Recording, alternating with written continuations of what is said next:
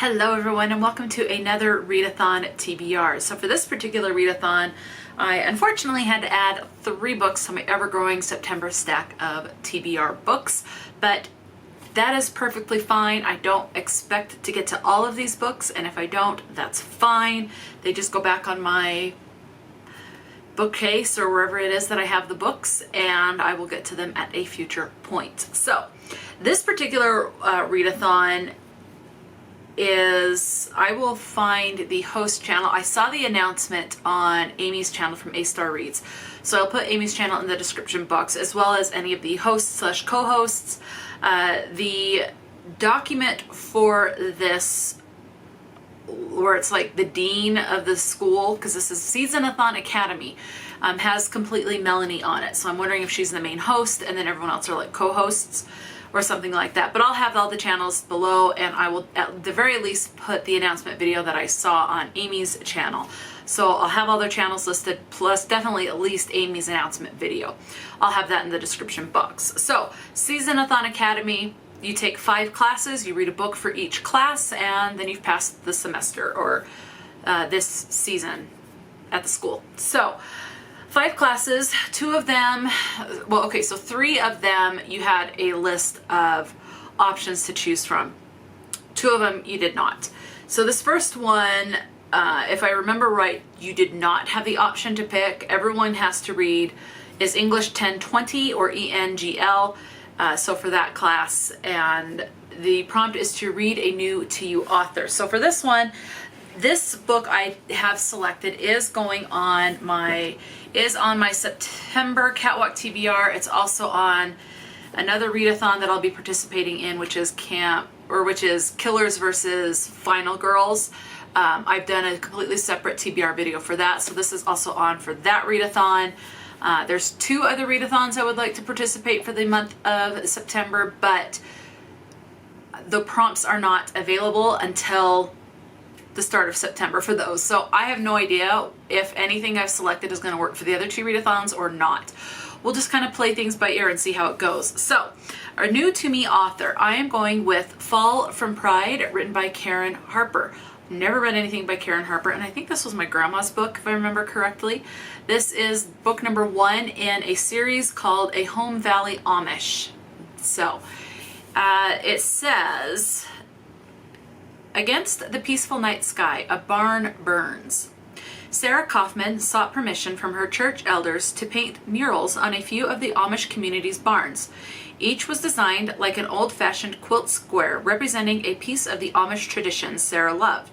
The works of art were intended to draw more tourists to the home valley in the struggling economy, but instead they invited a menace. One by one, each barn is set ablaze and destroyed. The arson fires spreads fear through the community amongst Amish and Englishires alike. Now Sarah wonders if she's being punished for her pridefulness, or whether there's a more malevolent will at work. As an outsider, arson investigator Nate McKenzie struggles to investigate the crime scenes while adhering to Amish ways. With Sarah as his guide, he warms to the plain people and their simple ways. As the fires rage, beliefs are challenged, a way of life is questioned, and family secrets are exposed. In the aftermath of the destruction, the people of the home valley must join together to raise their barns and their hopes for the future. So, Fall from Pride, written by Karen Harper. So this is a new to me author. Okay, so I'm just gonna set this, there you go, there you can see it. Okay, prompt to number 2, this is one that we got a couple of options. And the one that I am going with is a book that involves, it's ENGL, so English, 2530. And this is to read a book that involves a battle or a war. So this one, I am going with A Time of Blood, written by John Gwynne. So this is book number 2 in Of Blood and Bone. And this is a trilogy. This one I can't tell you what it's about because it will definitely spoil book 1. But this whole, like from the start, and there's starting to be like wars and rumors of wars and fighting and all that, it's just going to escalate as the series goes. So I expect there to be a lot of war and bloodshed, and it's a battle between good versus evil, or what you think is good and what's more evil, because the good could actually be evil. So yeah, I think Viking. And with these Viking battles, Viking wars, there's a lot of bloodshed. So these books have been, I did read The Faithful and the Fallen series, also by Gwynne. And these books have been just as war heavy and violent and tend to be just as graphic as the other series. So do be aware, these do tend to be more graphic and definitely way, way violent. It is war, so that's what's to be expected. So I am going with A Time of Blood by Gwynne. Love, love Gwynne's writing. So I'm very happy, and hopefully I will get to this book in September. I'm really, really hoping. Okay. Prompt number 3 was another one that had options, and I selected Art 1110. And this is to read a book that is a graphic novel or a manga. I've got plenty of novels in my ever-growing September TBR, so I definitely wanted to be a little nice to myself. So I am going with a graphic novel, and this is book number 12 in A Phoebe and Her Unicorn Adventure. So this is number 12, which is called Virtual Unicorn Experience. So I'm just going to go back into this. It is a graphic novel, so there's no plot point or plot thread, because, I mean, it's like if you were to pick up the Sunday comics, if you grew up getting the Sunday newspaper and read the comics, it's like you would just have a couple of panels and there might be a plot thread in like 4 or 5 boxes of the comic, and that's it. So yes, graphic novel, this will definitely count. And this is written by Donna Simpson. And this has been a really fun series. Okay, prompt number 4, I chose ANTH. I don't remember what that one is supposed to stand for. But it's number 1400, and the prompt is to read a book that came out before you were born. Out of all the books that I have selected, they all have come out after I was born, and I want to read something that came out before I was born. So my mind immediately went to classic and the whole Old English. I'm thinking, I don't know if I have it in me for September to read an older English style book. I mean, I definitely could, but I don't know if I'm really in the mood for that. Although this is kind of going to be a little bit on the older English side, maybe. I don't know. I've only read one book by this author. So yeah. Now this particular book I am going to read, I know I haven't shown it to you yet, but I was born in 1983. This book, let's see, copyright 1939, and then it also has 1940. So this definitely came out before I was born, and I will be going with a book by Agatha Christie, and it is And Then There Were None. So I have a few of her books. I really did enjoy, I read The Murder on Orient Express, and I liked that book. So I think I'll like this one. And it sounds really good. It says, 10, let me try that again. 10 strangers are lured to an isolated island mansion off the Devon coast by a mysterious UN Owen. 9, at dinner, a recorded message accuses each of them in turn of having a guilty secret, and by the end of the night, one of the guests is dead.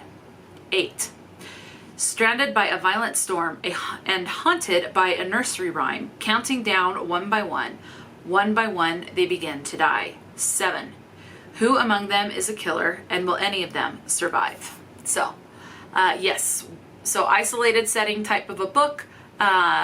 Yes, And Then There Were None by Agatha Christie. It says this was previously published as 10 Little Indians, but they've obviously changed the title to And Then There Were None. So if you have a copy of 10 Little Indians, this is going to be the same story, just the title has been changed. So yes, so published in either 1939 or 1940. Either way, it's before I was born.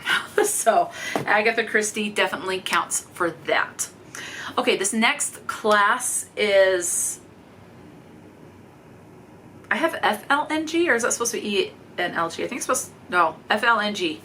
I don't know. Anyway, number 2140, and this is one, I think this is one that everyone has as well, and this is to read a book from an author that is from a different country than you. I am from the United States, so I'm going with this author who is, I did a search, and she is in, Well, I asked my little Echo device thing. Let me do a Google search because I have my computer in front of me. Let me see where she is from. Okay, writer, Donna Ashcroft.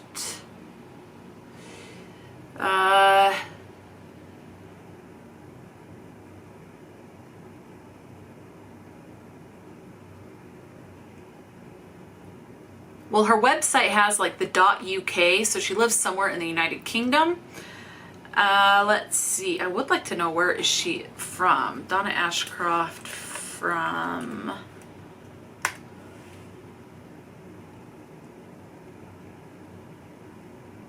Okay, here we go. Let's see. Yeah, it's like donna-writes.co.uk. I don't know exactly. Oh, was born in London and grew up in Buckinghamshire. It doesn't say where she currently resides, but where her website has the .uk, she's somewhere in the UK. So definite different country than I am, and I am going with Summer at the Cornish Beach Cafe. This is a romance. Sometimes there is steamier scenes, but they do tend to be more on the tender and sweet side, not rough and stuff like that. So very more mild, but they still do get pretty explicit sometimes. This one says, 30-year-old Jessie is brokenhearted after being jilted at the altar.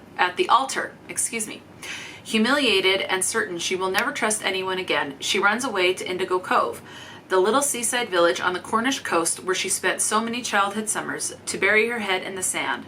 Except on her first night, fate has other ideas, and Jessie finds herself face to face with tall and brooding Ashton, the first guy she ever loved.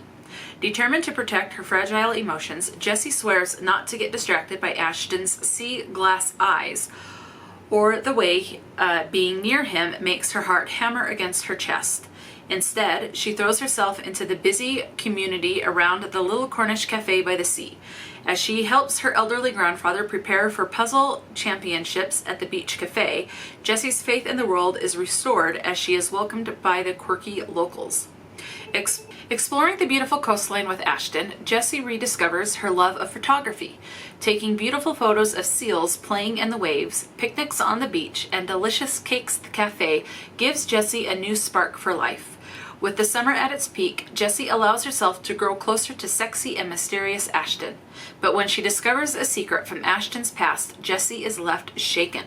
How much does she really know about him, and can she take a leap of faith and trust Ashton when he asks her to? There you go. So Summer at the Cornish Beach Cafe by Donna Ashcroft. Again, she is from somewhere in the UK. Not sure exactly where, but the UK is completely different. So that definitely counts, and that's what I'm going with. So these are the 5 books that I will be reading for the Seasonathon Academy readathon. So hopefully I'll be able to get to all of these. They all sound really good, and I'm actually looking forward to all of these, but that's a lot of books on my TBR, so I don't know if you'll see my fall catwalk TBR video before this one or not. I don't know. Probably this one before that one, but all in all, I'm ending up with a lot of books. So again, that's perfectly fine. I'll get to what I can and just go from there. So let me know, are you participating in the Seasonathon Academy? What classes are you taking? What book are you excited to get to? Talk to me in the comments section below. And until next time, stay true to yourself and enjoy a good book. And I'll talk to you later.